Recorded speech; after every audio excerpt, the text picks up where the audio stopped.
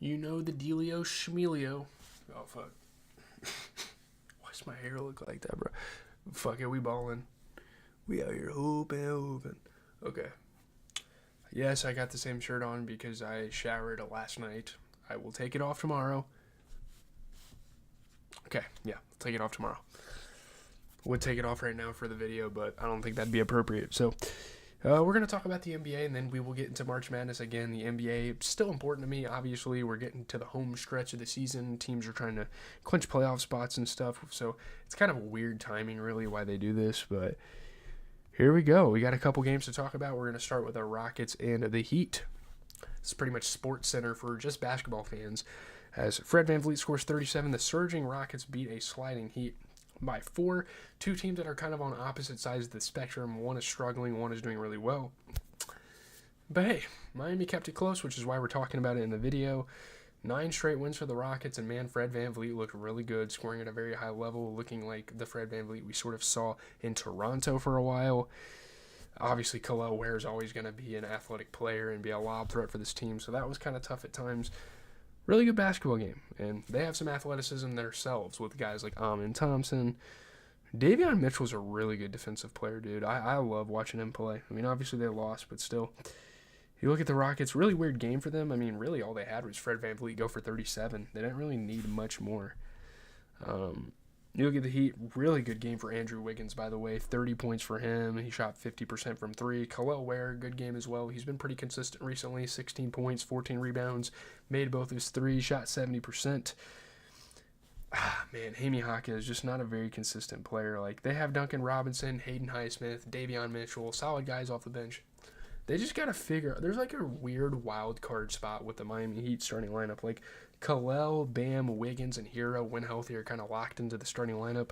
Now they need to figure out who that fifth man is going to be, which isn't really a good problem to have. So, yeah, again, they got to figure out if it's Jaime, if it's Duncan, if it's Hayden Highsmith, if it's Davion Mitchell. They just got to kind of rotate guys around. And, like, sometimes they even have Terry Rozier to worry about fighting for that spot, too. So, weird situation for them. I think we have 2 more games to talk about. Let's start with the 76ers and the Spurs. 2 teams that are kind of out of contention. I mean, the Spurs are inching up there. Like, they might be able to make a play and run, but there's no point in doing that.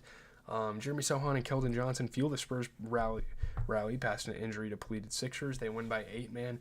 Every time I see the Sixers and we talk about them on video, I just cannot fucking believe it because, wow, man, what a fucking terrible season this has been.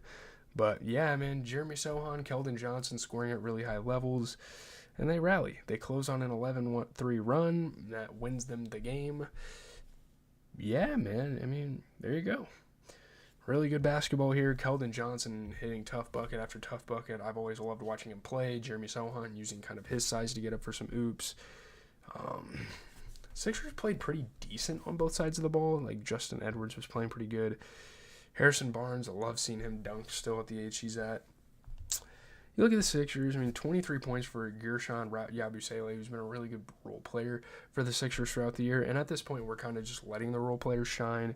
You get a 25-point, 10-assist game for Quentin Grimes, who's been going absolutely ballistic recently, shooting 50%. You have 25 points for Justin Edwards, who shot 50% from 3.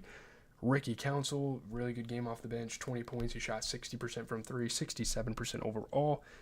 Not a great game for Jared Butler, but again, what can you really do? I mean, they have O'Shea Brissett now getting a lot of minutes, and Ricky Council, the fourth, can kind of come off the bench and try to cover some stuff up, but there's no point of even shitting on this team because they don't have anybody.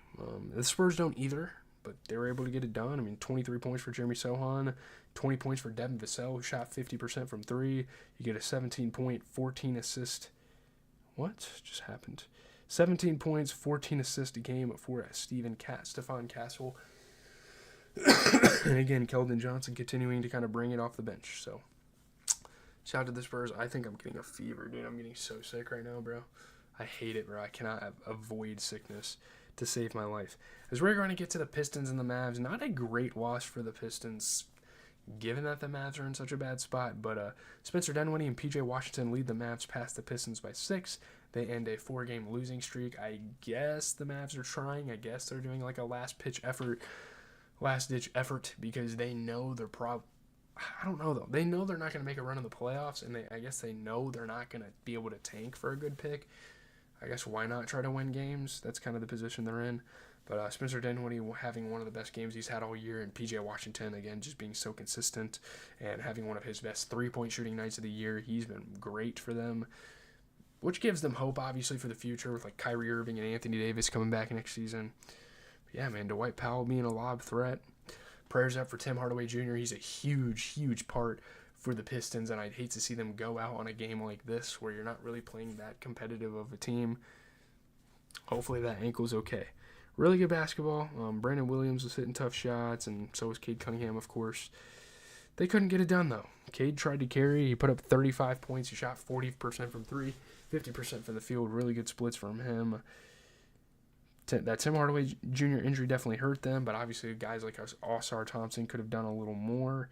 They have a decent bench, though. I mean, Ron Hall II, Isaiah Stewart, Dennis Schroeder, Malik Beasley, they continue to be really solid, consistent pieces off the bench. It's just, yeah, Ausar Thompson's going to have to develop at some point if this team wants to take it to the next level, I think. And again, Tim Hardaway Jr. getting hurt really didn't help their case too much. You look at the Mavs, though, 27 points for PJ Washington. 19 points, 11 rebounds for Najee Marshall as well. He shot 50% from three, 67% overall. This was an amazing game for these guys. 31 points for Spencer Dinwiddie. Shot 40% from three, 75% overall. You even get a 20-point performance for Klay Thompson in there. So, I guess if they're playing Klay, they're trying at this point to win games. So, it's a weird approach, but I guess I can kind of understand it. Moving on to the March Madness stuff, we got a couple games to talk about. We're going to talk about the Robert Morris Alabama game for sure, because that's another one of those low seeds that kept it competitive. Got to respect it. Wasn't necessarily down to the wire, but they still kept it competitive. Obviously, Colorado State Memphis was great. North Carolina Ole Miss was great, although very disappointed in UNC. But hey, it was an upset anyway. It would have been an upset anyway. Vanderbilt and St. Mary's was a good game. New Mexico and Marquette. Baylor, Mississippi State, and then Oklahoma, UConn will close this out. Let's get into it. Robert Morris, Alabama. Mark Shears and Alabama survive a scare. They beat the 15th seed Robert Morris by 9 in March Madness, and I have pretty high hopes for Alabama. They have a really good roster on their hands. Man, All-American guard, man. Mark Shears had a fantastic second half after a not-so-great start to the game, and he had a great, great game. Grant Nelson closing the door, using his size to get to the rim and be the punisher he is. Robert Morris, man, they were getting the crowd on their feet, though. They were getting into it. It was awesome. Huge buckets for guys like Dickerson, Clifford Omarare, getting some alley-oop posters. Fucking awesome. This was a very high energy. This was like a classic March Madness game. You look at Robert, they're what is their team called? The Colonials, Alvaro Fulgueras from Spain. They got a Spanish guy that had 15 points, 10 rebounds. He shot 50%. You get a 25-point performance for Dickerson, who put on a show. He might be able to enter the portal after a game like this, shooting 50% as well. Obviously, you need all your starters to play good, and I think Cam Woods kind of underperformed for what he has been doing this year. And, I mean, they run a 7-man rotation, and they don't have that great of a bench, so there's really not much Robert Morris could have done. Shout out to Mark Shears, though. Recovered after a not-so-great first half. 22 points, 10 assists. Muhammad Diabate. That must be Musa's brother, the guy that plays for the Hornets. He had 18 points, 10 rebounds, made both of his threes, shot 80%. Was a really, really nice bench piece for that Alabama squad. But let's go ahead and move on. Next up, we have the Colorado State Buffaloes. I think that's what they're called, or are they like the Rams? Rams or Buffaloes? Rams. Colorado State Rams, Memphis Tigers. Pretty disappointed in Memphis. I thought they were going to prove the doubters wrong. I guess they did have an injury to one of their best players, so there's that. But Kyron Evans and they were favored. Number 12 seed Colorado State beat a shorthanded Memphis by 8 in March Madness, of course. Kyron Evans having one of his best three-point shooting performances in his career, and he did it at a good time. Great scoring for him as well. Led the way, and they get the win. Colorado State, it was a celebration for them. Shout out to Kyan Evans. Really good three-point game stuff. Nick Clifford was hitting some shots, getting the crowd on their feet. Colby Rogers was hitting some threes for Memphis. Yeah, Colby Rogers played pretty good, scoring on all three levels of the floor. It's just, I don't know. You look at the Colorado State Rams, and yeah, man, 23 points for Kion Evans. He shot 67% from three. Really, all they needed was a good game out of him. You look at the Memphis Tigers. Dane Danger is obviously a great player. He put up 22 points and 12 rebounds. It's really about it. Baraka Okogie, not a great game for him. You could have played anyone else over him. Hell, they could have gave Demarion Yates, Musa Sissy, PJ Carter minutes over him. And Sissy's a really good rebounder off the bench too, so I don't really know what they were thinking with Okogie there. He did not play good. Wasn't involved offensively at all. Lost them the game pretty much. Moving on, North Carolina Ole Miss. Ole Miss holds off a frantic UNC comeback to beat the Tar Heels by 7 in the NCAA tournament. I don't know why I keep repeating that, because you guys know what it is, but Ole Miss gets it done. UNC was giving me hope at first that they would come back and my upset, just like many other people picked, would be right, but nope. Sean Pegula maintained his belief in himself and his team, even as Mississippi led most of a 22-point lead slip from its grasp. And yeah, man, Thornton to come back. Padula hit a dagger 3 to kind of close the book. Shout out to Ole Miss. I know some people that go there, so that's kind of cool. See them win. RJ Davis was hitting tough shots. Man, I really like this UNC team. They seemed like underdogs. It seemed like there was a lot of agenda stacked against them, and they just couldn't get it done. Jalen Washington was getting some dunks. Seth Trimble was hitting some sick shots. Malik Dia. They have a really good team, man. I mean, Malik Dia's on Ole Miss, but you know what I mean. They have a really good team. They didn't play good, though. I'm not going to lie. They did not play good at all, especially Eli Cadeau. Elliot Cadeau, Eli, whatever. I'm pretty disappointed in how he played. He only shot 25% from 3. They were trying out Seth Trimble, and they were trying out Jalen Washington off the bench, but they just could not get it done, and they had such a bad start to the game that it was going to be hard for them to recover regardless. Again, man, shout out to Sean Padula. He played really good. 20 points. He shot 50% overall, put on an absolute clinic. So, great game for him. Moving on, though, we have Vanderbilt and St. Mary's. I'm pretty upset that Vanderbilt didn't get this done. I was actually rooting for that. Jordan Ross keys a rally to keep St. Mary's. Help St. Mary's. I'm so tired. Beat Vanderbilt by 3. St. Mary's guard Jordan Ross keyed a second-half rally, while star Augustus Marciulionis dealt with foul trouble. I think Marciulionis has a brother, or he might be a transfer. I can't remember. The 7th-seeded Gales defended off the 10th-seeded Vanderbilt. So there you go. St. Mary's moves on. Vanderbilt had a tying 3 opportunity. They missed it. So there you have it. Obviously, Tyler Nichols was trying all he could to bring it within some points.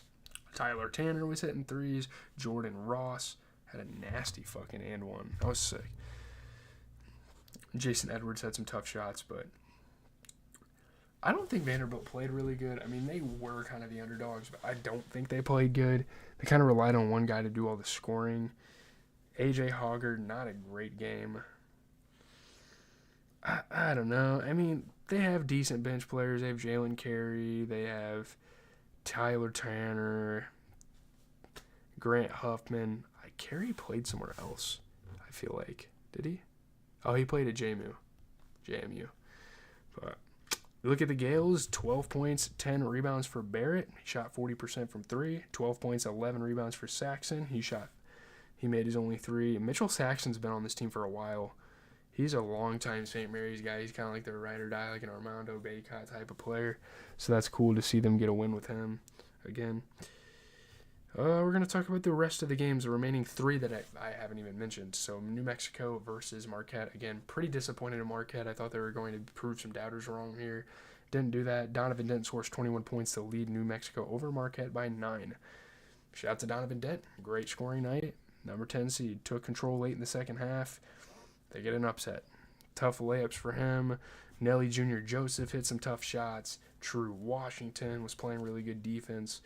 I mean, obviously, Cam Jones was trying to make it tough, get to the rim. C.J. Nolan, though, man. C.J. Nolan was awesome. Had some points as well.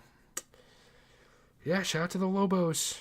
21 points for Dent. Really just backpacked a lot there.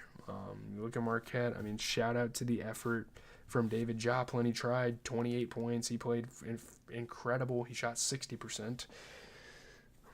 Not Not a great game by Stevie Mitchell by any means. And they were trying out Zayd Lowry off the bench, I guess. I don't know a lot about college basketball. I'm just kind of going through the close games here. So moving on, we have Baylor and Mississippi State. Pretty awesome. Love that Baylor won this game. Love Sam Drew as a coach. He's amazing. VJ Edgecombe and Baylor hold off Mississippi State in the final seconds. They win by 3. It's an NBA lottery prospect we're watching, and now he gets to play Cooper Flagg in the next round, which I'm very excited about. That should be on Sunday. That'll be exciting. Yeah, man, he only had 4 points by halftime, so like he knew he had to pick it up going into the second half, and man, he played pretty good. I mean, he didn't play great, and it's not something I'd highlight, but yeah, nearly beat clean shots, beating the shot clock. Yeah, they had a last chance 3 Mississippi State tried, and they couldn't get it. Josh Hubbard had some nasty shots for Mississippi State. Dang, man, VJ Edgecombe almost had one of the greatest dunks I've seen in a while in March Madness. That would have been sick. He didn't get it done. Josh Hubbard was really good offensively, like Riley Kugel was getting set up. Mississippi State's the Bulldogs. Why are there so many Bulldog mascots in college? Whatever. Look at the Baylor Bears. I mean, decent game for a guy like Norchard Omier. Norchard.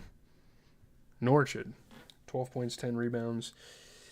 I mean, could have got a little more out of a guy like Jalen Celestine.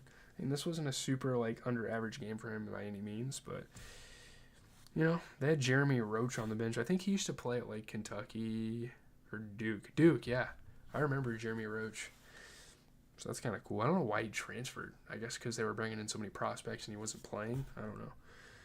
You look at the Bulldogs, Mississippi State, you get a really good performance for Josh Hubbard. He was all over the place, 26 points, shot 40% from 3. That's all they needed. Moving on to the final game of the day, Oklahoma versus UConn. UConn's bid for their 3rd straight title indoors. They win by 8 over Oklahoma, and I think I picked Oklahoma because I was kind of hoping the reigning champions would go down early just so we can have some fucking parity in college basketball. Because you're not supposed to have 3 peats in college basketball. That's kind of fucking crazy. It's still alive, though. They still have a chance. A 3rd straight national title for UConn may be improbable, but it's still possible. They move on to Sunday. Yeah, man, Alex Karaban, he's been there forever. Huge clutch plays down the stretch. He's a veteran. I mean, he's been around for a while, been in this environment, won championships, has that in his DNA. So, yeah, man, Oklahoma falls to the defending champs. Shout out to UConn. I don't really like them as a team. I don't like Dan Hurley. He pisses me off, but gotta give him credit where it's due. He gets a win. Muhammad Wade was getting some tough putbacks, and Samson Johnson hit some tough shots for UConn. Terrace Reed Jr., that's awesome to see him play. I remember him playing at Michigan, and he actually played in the shootout. Very cool that he transferred there. I love that. Had a pretty good year last year, too. Not the greatest. I mean, he definitely played better in UConn this year, but Terrace Reed, man. Love it. Clap it up. We got some Quincy Shootout alumni going crazy. Not a good game. Not a spectacular game for the Huskies by any means. I mean, they probably will lose next round, but it's kind of a team effort. You know, you have Caravan. You have guys that have been here for a while. Solo Ball, he was there last year. You have Terrace Reed Jr., who's a junior. He's been in the league. Not the league. He's been in college for 3 years, so he knows it around. Yeah, you look at the Sooners. Good effort from a guy like Jeremiah Fears. He had 20 points. He shot 67% from 3. You do expect a little more possibly out of like Duke Miles and Bryson Gooden, especially Duke Miles. They didn't really have anyone on the bench doing anything for them either, so it was kind of just an unfortunate situation for them all around. But Saturday we have more action, starting with the round of 64. Looking at the NBA again, in case you want to watch the NBA tomorrow, you might have some good games. I mean, the Bucks play the Kings. That's really the only good game I could think of. Looking at March Madness, I mean, not any crazy games. I think Purdue's probably going to beat McNeese, unfortunately. St. John's will probably beat Arkansas, but that'll be a great coaching matchup between Pitino and Calipari. Michigan, Texas A&M is going to be a really fun one. That'll be one of the better games of the day. I think Drake, Texas Tech has potential to be fun as well. Creighton, Auburn should beat them by a lot. BYU could beat Wisconsin. That might be one of the better games of the day as well. Gonzaga Houston should be fun because, wow, Gonzaga came off a fantastic first-round game, and I was there to witness it. Shout out to the Zags. They're on my shirt somewhere. Right there, the Zags.